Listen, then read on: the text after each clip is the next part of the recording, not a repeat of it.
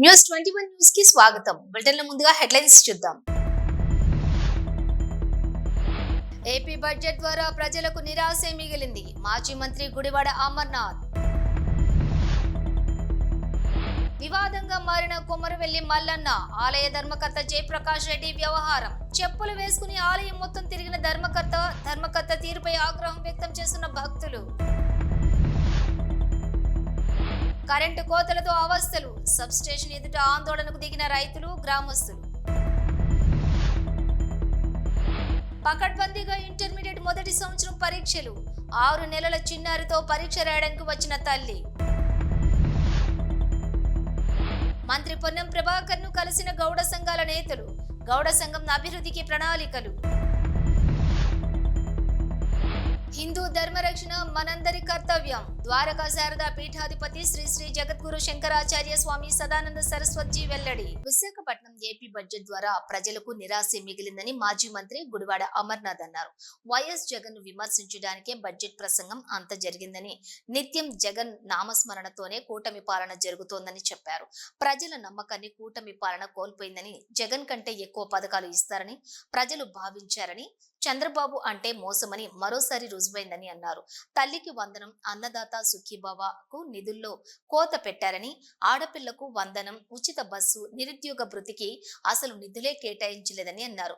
YS Jagan మేనిఫెస్టోను భగవద్గీతగా భావించారని, 90% పైగా హామీలు అమలు చేశారని, జగన్మోహన్ రెడ్డి విలువ ఇప్పుడు అందరికీ తెలుస్తుందని, కోవిడ్ సమయంలోనూ సంక్షేమ పథకాలను అమలు చేశారని, కూటమి ఎన్నికల హామీలు అమలు చేసే వరకు పోరాటం చేస్తామని చెప్పారు.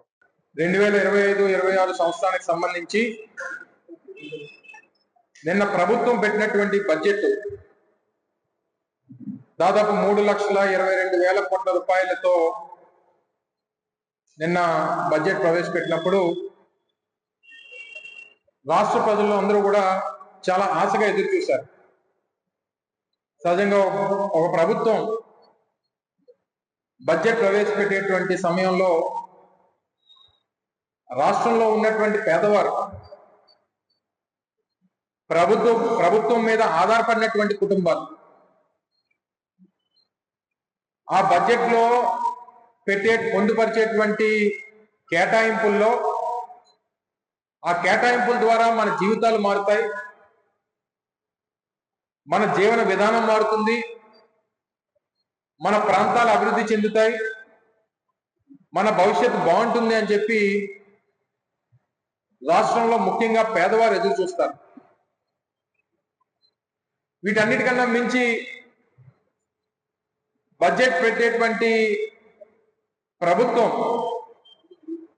ఆ ఎన్నికల్లో ఇచ్చినటువంటి హామీలు ఏ రకంగా నిలబెట్టుకుంటున్నారు, ఇచ్చినటువంటి హామీలు నిలబెట్టుకున్నటువంటి క్రమంలో మన భవిష్యత్తు బాగుంటుంది అని చెప్పి ఎదురు చూసినటువంటి రాష్ట్ర ప్రజలకి పూర్తిగా నిరాశ ఎదురైంది అనేటువంటి విషయంలో ఏ రకమైనటువంటి సందేహం లేదు. ఆద్యాంతం బడ్జెట్ ప్రసంగంలో మాట్లాడినటువంటి అన్ని అంశాలని మనం ఒకసారి పరిశీలిస్తే అధికారంలోకి వచ్చినటువంటి 9 మాసాలు పూర్తయిపోయి దగ్గర సంవత్సరం పూర్తవుతున్నటువంటి సందర్భంలో ఇప్పటికీ కూడా బడ్జెట్ ప్రసంగం ఆద్యాంతం కూడా జగన్మోహన్ రెడ్డి గారిని విమర్శించడానికి, గత ప్రభుత్వాన్ని తప్పుపట్టడానికి, ఇప్పుడు అధికారంలో ఉన్నటువంటి చంద్రబాబు నాయుడు గారిని, వారి కొడుకుని పొగడడానికి బడ్జెట్ ప్రసంగం అంతా కూడా కనబడింది తప్ప ఈ రాష్ట్రంలో ఉన్నటువంటి పేదవాడి తాలూకా జీవన విధానాన్ని మార్చడానికి ఎక్కడ కూడా ఆ ఉద్దేశంతో ప్రభుత్వం ఎక్కడ కూడా బడ్జెట్ ని పొందుపరచలేదు అనేటువంటిది ఈరోజు వైఎస్ఆర్ కాంగ్రెస్ పార్టీ కానీ రాష్ట్రంలో పేదవాడు కానీ భావిస్తా ఉన్నాడు అనేటువంటి విషయాన్ని సందర్భంగా తెలియజేస్తా ఉన్నాం. నిత్యం జగన్నామ స్మరణం. మీరు అధికారంలోకి వచ్చారు, సంవత్సరం పూర్తయిపోతా ఉంది, ఇప్పటికే ఒక బడ్జెట్ ని ప్రవేశపెట్టారు, రెండోసారి పూర్తి స్థాయి బడ్జెట్ ని ప్రవేశపెట్టారు. మా అయితే ఇంకో 3 సార్లు మీరు ఈ ప్రభుత్వంలో మీరు మరో 3 సార్లు బడ్జెట్ ప్రవేశపెట్టగలరు. ఇప్పటికీ కూడా ఇంకా జగన్మోహన్ రెడ్డి గారి మీద పడేయడం తప్ప గత ప్రభుత్వం చేసినటువంటి కార్యక్రమాలు, అప్పుడు ఇచ్చినటువంటి సంక్షేమ పథకాలు సరే మీరు ఎలాగా ఇవ్వలేరు, మీ చేత కాదు. మీరు కేవలం ప్రజల తాలూకా ఆశల్ని, వారి నమ్మకాన్ని, వారు ఏదైతే ఈ ప్రభుత్వం వస్తే జగన్మోహన్ రెడ్డి గారి కన్నా మేలైనటువంటి పథకాలు ఇస్తారు, జగన్మోహన్ రెడ్డి గారు ఇచ్చినటువంటి సంక్షేమ కార్యక్రమాల కన్నా మెరుగ్గా ఇస్తారు, ఇంకా ఎక్కువ ఇస్తారు, 2 3 ఎక్కువ ఇస్తారు అని చెప్పి పాపం ఆశపడి ప్రజలు ఓట్లేస్తే వివాదంగా మారిన కొమరవెల్లి మల్లన్న ఆలయ ధర్మకర్త జయప్రకాష్ రెడ్డి వ్యవహారం. మహాశివరాత్రి రోజు మల్లన్న కళ్యాణం జరిపిన ప్రాంగణంలో బండరితో పెద్దపట్నం వేశారు. అయితే భక్తులైతే చెప్పులు వేసుకుని ఆలయం మొత్తం తిరిగి పెద్దపట్నం బండారిని తొక్కిన ఆలయ ధర్మకర్త. దీంతో ధర్మకర్త తీరుపై ఆగ్రహం వ్యక్తం చేస్తున్నటువంటి భక్తుల మనోభావాలను దెబ్బతీసిన ధర్మకర్త జయప్రకాష్ రెడ్డిపై చర్యలు తీసుకోవాలని భక్తులు డిమాండ్ చేశారు.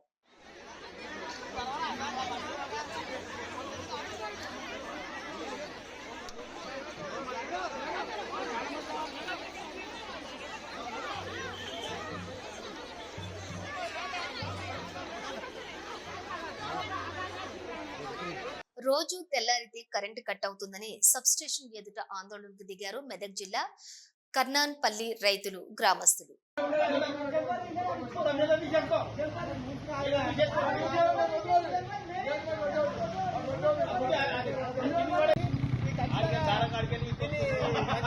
కోరుతున్నాము. ఇప్పటిదాకా సబ్స్టేషన్ కూడా పోయినాము, ఎవరు సహకరిస్తున్నారు. ఏ చెప్పినాం, టీ చెప్పినాం, అందరు చెప్పినాము.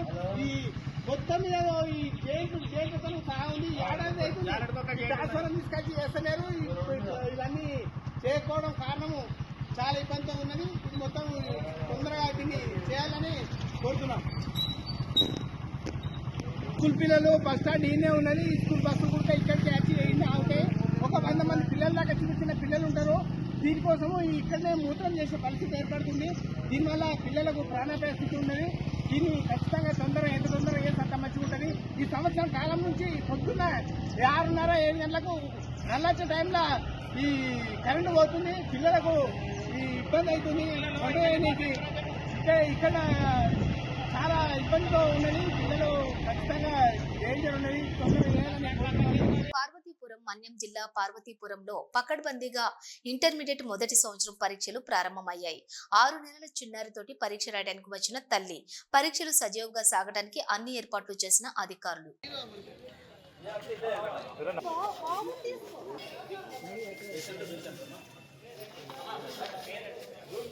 మినిస్టర్ క్వార్టర్స్ లోని మంత్రి పొన్నం ప్రభాకర్ ను గౌడ సంఘాల నేతలు, మాజీ ఎమ్మెల్సీ బాలసాని లక్ష్మీనారాయణ, పల్లె లక్ష్మణరావు గౌడ్, ఇతర గౌడ సంఘాల నేతలు శనివారం కలిశారు. పలు అంశాలను మంత్రి దృష్టికి తీసుకొచ్చారు. మంత్రి మాట్లాడుతూ తెలంగాణ గౌడ సంఘాల పక్షాన గౌడ ప్రముఖులు, మాజీ శాసనమండలి సభ్యులు బాలసాని లక్ష్మీనారాయణ, పల్లె లక్ష్మణ్ గౌడ్, నీరా కేకు సంబంధించిన ఇష్యూ, సర్దార్ సర్వాయి పాపన్న గౌడ్ విగ్రహానికి సంబంధించిన అంశం, గౌడ సంఘం భవన నిర్మాణానికి సంబంధించిన 3 అంశాలను, రాజకీయ ప్రాధాన్యతకు సంబంధించిన అంశాలను నా దృష్టికి తెచ్చారు. నిన్ననే నేను పిసిసి మహేష్ కుమార్ గౌడ్ ముఖ్యమంత్రితోటి మాట్లాడాము. భవన నిర్మాణానికి సంబంధించిన ప్రముఖులనందరినీ కలుపుకొని మార్చి తర్వాత భవన నిర్మాణానికి ప్రారంభించేలా చర్యలు తీసుకుంటాం. ట్యాంకు బండి మీద సర్వాయి పాపన్న గౌడ్ విగ్రహానికి స్థలం విషయంలో గతంలో చూసిన స్థలం కానీ వేరే స్థలాన్ని కానీ చూసే బాధ్యత ముఖ్యమంత్రి మా ఇద్దరికే అప్పగించారన్నారు. తెలంగాణ గౌడ సంఘం పక్షాన గౌడ ప్రముఖులు, అదేవిధంగా మాజీ శాసనమండలి సభ్యులు గారు, పల్లె లక్ష్మణ్ గౌడ్ గారు ఈరోజు నీరా కేపుకు సంబంధించిన ఇష్యూ కావచ్చు, సర్వాయి పాపాన ఇష్యూ కావచ్చు, అదేవిధంగా గౌడకు సంబంధించినటువంటి భవన నిర్మాణానికి సంబంధించిన 3 అంశాలను, అదేవిధంగా రాజకీయ ప్రాధాన్యతలకు సంబంధించిన అంశం మీద దృష్టికి తేవడం జరిగింది. దీనికి సంబంధించి నిన్ననే నేను మహేష్ కుమార్ గౌడ్ గారు ముఖ్యమంత్రి గారితో మాట్లాడి భవన నిర్మాణానికి సంబంధించి కొంత ప్రముఖులందరినీ కలుపుకొని మార్చ్ తర్వాత భవన నిర్మాణాన్ని ప్రారంభించే విధంగా చర్యలు తీసుకుంటామనేటువంటి మాట ముఖ్యమంత్రి గారు స్వయంగా ఎందుకు మీరు దాని మీద ఇనిషియేట్ చేస్తలేరని చెప్పినారు. దాంతో పాటుగా సర్వాయి పాపానికి సంబంధించి ఆ ట్యాంక్ బండ్ మీద ఉన్న విగ్రహానికి సంబంధించిన స్థలం విషయంలో కూడా గతంలో ప్రతిపాదించిన స్థలము లేదా దాని దగ్గరలో మంచి స్థలానికి సంబంధించిన అంశం మీద మేము మా ఇద్దరికే బాధ్యతలు వేస్తున్నాడు. ఈ రెండు విషయాలను వారితో చర్చించడంతో పాటుగా నీరా కేఫ్కు సంబంధించి జూపల్లి కృష్ణారావు గారితో, టూరిజం ఎండి ప్రకాష్ రెడ్డి గారితో నిన్న వారి కార్యాలయంలో సమావేశం ఏర్పాటు చేసుకున్నాం. బీసీ కార్పొరేషన్ తరఫున అదేవిధంగా టాడీ టాపర్ కార్పొరేషన్ ఎండి గారు కూడా నిన్న సమావేశంలో పాల్గొన్నారు. ఈరోజు దానికి సంబంధించి ఆనాడు శ్రీనివాస్ గౌడ్ గారు ఒక ఆలోచన చేసి దానికి సంబంధించిన ఏర్పాటు చేసి ఉండొచ్చు. కానీ ఈరోజు దానికి సంబంధించిన విషయం లోపల రాజకీయం చేయడానికి ప్రయత్నం చేస్తే అనవసరం దయచేసి. ఎందుకంటే ఇది మేము కూడా కుల ప్రతినిధులుగా కులానికి సంబంధించిన విషయం లోపల బాధ్యతగా వ్యవహరించే ప్రయత్నం చేస్తాను. అందుకు సంబంధించి ఆనాడే ఒకవేళ ఈ కట్టే సందర్భంలోనే కంప్లీట్ గా దానికి రైట్స్ అన్ని టాడీ టాపర్స్ కోఆపరేటివ్ సొసైటీకి ఇచ్చేస్తే ఇబ్బంది లేకుండే. ఈ సగం సగం చేయడం వల్ల ఈ రోజు ఇబ్బంది వచ్చింది.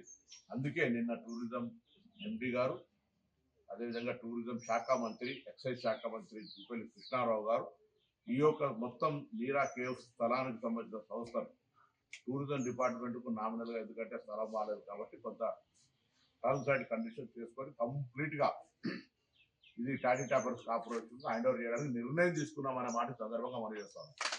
మూడు సమస్యల్ని చేస్తాను, గౌడ పెద్దలు గమనించండి. నేను మీ ప్రతినిధిని. తప్పకుండా ఈరోజు ప్రభుత్వంలో నేను కానీ రాష్ట్ర కాంగ్రెస్ అధ్యక్షుడు మహేష్ కుమార్ గౌడ్ గారు కానీ తప్పకుండా అటు పెద్దలు campaign committee chairman Madhu Yaskhi Goud గారు ఎక్కడైనా తెలంగాణ వ్యాప్తంగా గీతా కార్మికులకు సంబంధించిన ఇంత పెద్ద ఇచ్చిన బలహీన వర్గాలకు సంబంధించిన సర్వే లాంటి కార్యక్రమాలు జరిపే సందర్భంలో మీరుగా తప్పకుండా ఈ అంశాలన్నింటినీ ఏదైనా ఉంటే మా దృష్టికి తెమ్మని కోరుతాను. పాలిటిక్స్ అవసరం లేదు, పాలిటిక్స్ ఎవరు ఏం చేసారు ఏంటనే చర్చ అవసరం లేదు. గతం వాళ్ళందరినీ గౌరవించుకుంటూ భవిష్యత్తులో ఇంకా కులానికి సంబంధించిన సేవ చేయాలనేటువంటి ఆలోచనతో దీంతో పాటు అందరికీ ఒక బాధ్యత గల విషయంగా. కాబట్టి నీరా కేఫ్ గురించి ఎవరు ఎన్ని సమావేశాలు చేసుకున్నా ఏం చేసుకున్నా దీనికి భవిష్యత్తులో ఇది టాడీ టాపర్స్ కోఆపరేటివ్ సంస్థకు అందుతుంది. దీనిలో అందరూ మనకు సంబంధించిన వాళ్ళే రేపు వ్యవహారం చేసుకోవడానికి అవకాశం ఉండే విధంగా తగిన ఆదేశాలు ఇవ్వబడుతున్నాయని మనం చేస్తాం. హిందూ ధర్మరక్షణ మనందరి కర్తవ్యం. పురాతన సనాతన ధర్మమే లోకానికి రక్ష అని ద్వారకా శారదా పీఠాధిపతి శ్రీ శ్రీ జగద్గురు శంకరాచార్య స్వామి సదానంద సరస్వతిజీ అన్నారు. స్వామీజీ Hyderabad Jubilee Hills road number 49లోని విజయక్రాంతి మెట్రో ఇండియా దినపత్రికల చైర్మన్ ఎండి చిల్లప్ప గారి లక్ష్మణ్ రాజం విజయ దంపతుల నివాసానికి విచ్చేశారు. ఈ సందర్భంగా చిల్లప్ప గారి లక్ష్మీరాజం విజయ దంపతులు డైరెక్టర్ సౌమ్య కుటుంబ సభ్యులు స్వామీజీకి పాదుకా పూజ నిర్వహించారు. సాయంత్రం ప్రత్యేక పూజలు చేశారు. ప్రయాగ్రాజ్ కుంభమేళ గంగా నది కోట్లాది మందిని ఒకచోట చేర్చిందన్నారు. ఈ సందర్భంగా స్వామీజీ మాట్లాడుతూ సనాతన ధర్మం శాశ్వతమైనదని, వేదాలే అందుకు నిదర్శనమని కొనియాడారు. వేదాలు చదివి హిందూ ధర్మాన్ని తెలుసుకోవచ్చునన్నారు. సనాతన ధర్మ వేదిక ధర్మమని, అనుసరణీయమని అన్నారు. మన సంస్కృతిలో అనాదిగా గురు సాంప్రదాయం ఉందన్నారు. నేటి కాలంలో కొందరు దుష్టులు హిందూ మతాన్ని నాశనం చేసేందుకు చూస్తున్నారన్నారు. వారి నుంచి సనాతన ధర్మాన్ని కాపాడుకోవాలన్నారు. హిందూ ధర్మాన్ని రక్షించేది ఆదిశంకరాచార్యులు అవతరించారని గుర్తు చేశారు.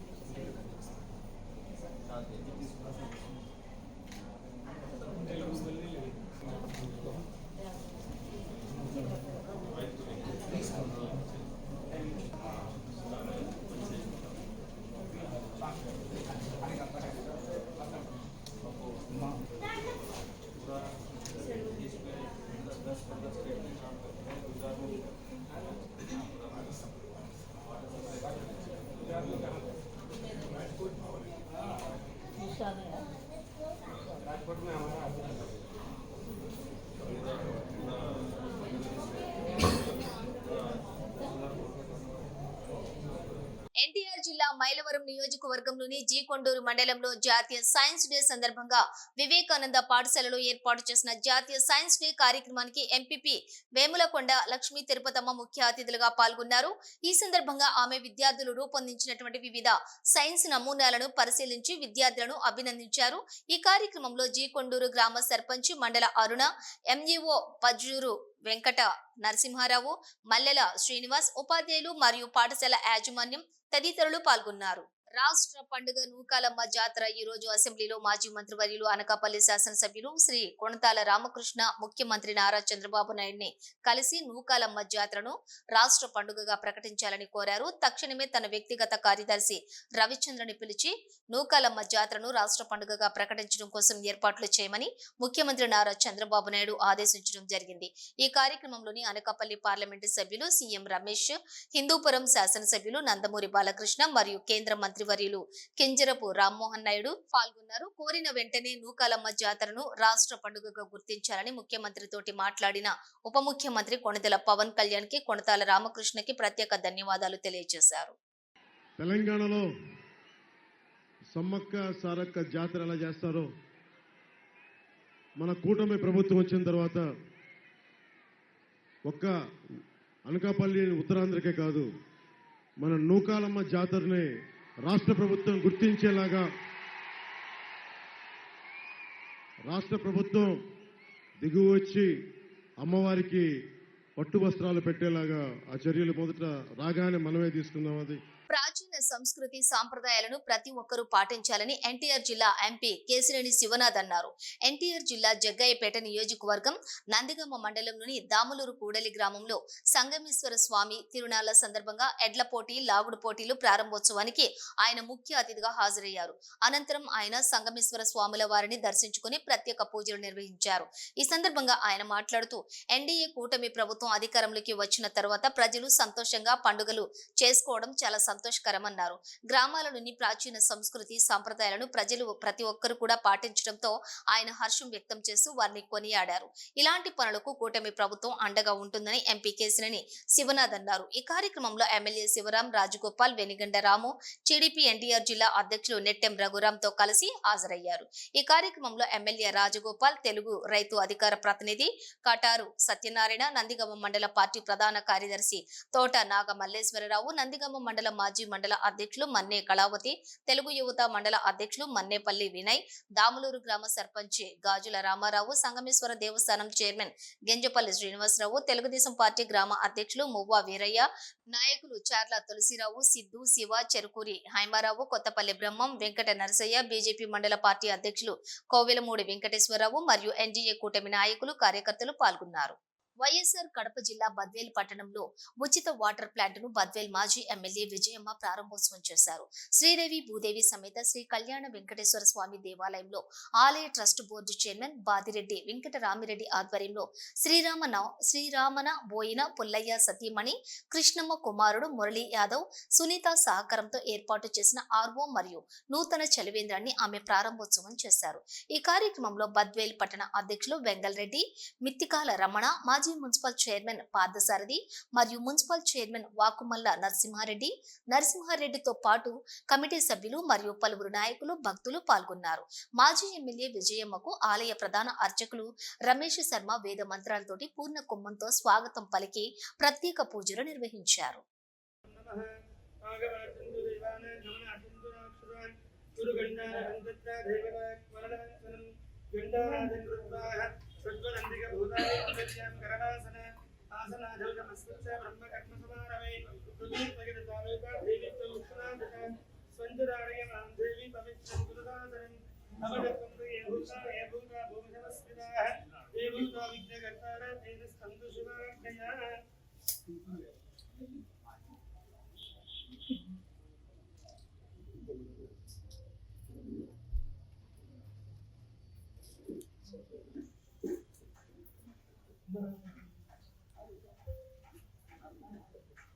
ఈ నెల 14న పిఠాపురంలోని జరగబోవు జనసేన పార్టీ ఆవిర్భావ దినోత్సవం సందర్భంగా సభా నిర్వహణపై ఈ రోజు కాకినాడలో జరిగిన సన్నాహక సమావేశంలో పాల్గొన్న మాజీ మంత్రివర్యులు శాసనసభ సభ్యులు శ్రీ కొణతాల రామకృష్ణ కొణతాల మాట్లాడుతూ పవన్ కళ్యాణ్ మరో ఆంధ్ర కేసరి టంగుటూరి ప్రకాశం అని ఆయన పోరాటం వల్ల రాష్ట్రంలోనే కాదు దేశంలో కూడా ఎన్డీఏ ప్రభుత్వం ఏర్పడిందని మోడీ కూడా పవన్ కళ్యాణ్ ని తుఫాన్ అని ప్రశంసించారని పవన్ కళ్యాణ్ నాయకత్వంలో రాష్ట్రం అభివృద్ధి చెందుతుందని 14న జరగబోయే పార్టీ ఆవిర్భావ దినోత్సవం విజయవంతం చేయాలని పిలుపునిచ్చారు. శ్రీకాళహస్తిలో స్వామి అమ్మవార్ల కళ్యాణం ఘనంగా నిర్వహించారు. తెల్లవారుజామున పార్వతీ పరమేశ్వర్ల కళ్యాణం అంగరంగ వైభవంగా జరిపించారు అర్చకులు. శ్రీకాళహస్తీశ్వరి మహాశివరాత్రి బ్రహ్మోత్సవాల్లో భాగంగా పార్వతీ పరమేశ్వర్ల కళ్యాణం కన్నుల పండుగగా నిర్వహించారు. కళ్యాణ వేదికకు గజ వాహనం ఎక్కి ఊరేగింపుగా స్వామి బయలుదేరి రాగా జ్ఞాన ప్రసూనాంబ సింహ వాహనం ఎక్కి తాను కూడా పెళ్లి మండపం వద్దకు పయనమైంది. కళ్యాణ వేదిక చేరుకున్న శివుడు అక్కడ కొలువయ్యాడు. స్వామి అమ్మవార్లు కళ్యాణ మండపం చేరుకున్నాక కాస్తంత నాటకీయంగా పెళ్లి మాటలను అమ్మాయి తరపున అబ్బాయి తరపున మాట్లాడి చివరికి అమ్మాయి తరపు వారిని అబ్బాయి తరపున ఒప్పించి వివాహం జరిపిస్తారు. కడు రమ్యంగా సాగిన ఈ ఘట్టాన్ని భక్తులు కన్నులారా వీక్షించి తరించారు.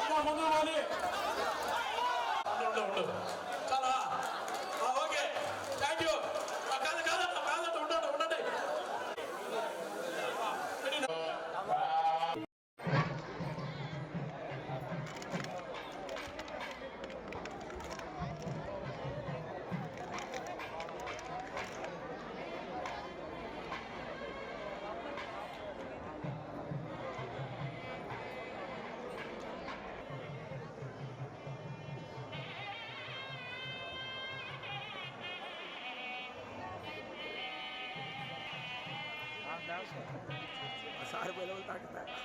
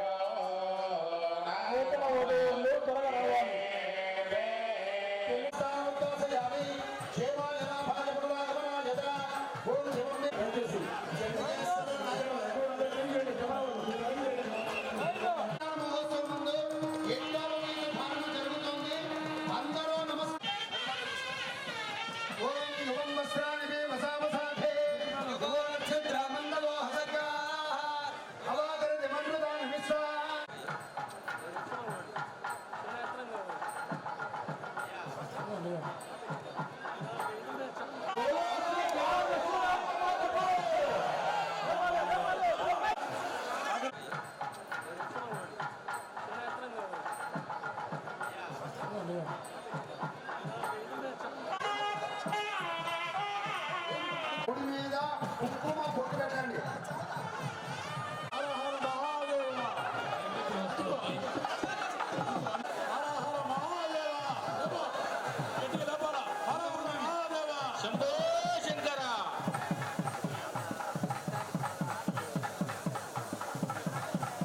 అని స్వామి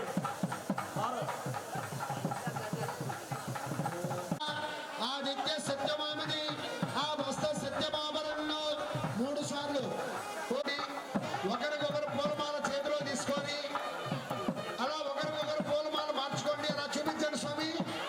స్వామి పూలమాల భక్తులకు చూపించండి. స్వామి వారికి తాకిచ్చి అమ్మవారు తాకిచ్చి ఇవ్వండి. ఓం పశవో మేక మత్సమృద్ధ్యత యజ్ఞో మేక మత్సమృద్ధ్యత. అలా చూపించండి. యజ్ఞో మేస మొగ మత్సమృద్ధ్యత శ్రియో మేక మత్సమృద్ధ్యత పుష్పమాలికాన్ సమర్పయామి. ఏంటి? తీసుకోండి. మన తాకిచ్చి పోయిన 3 సార్లు పశవో మేక మత్సమృద్ధ్యత యజ్ఞో మేక మత్సమృద్ధ్యత శ్రియో మేక మత్సమృద్ధ్యత అయం ముహూర్త శుభ ముహూర్తో అస్తు సుప్రతిష్ఠితమస్తు శుభలగ్నమస్తు అయం ముహూర్త శుభ ముహూర్తో అస్తు.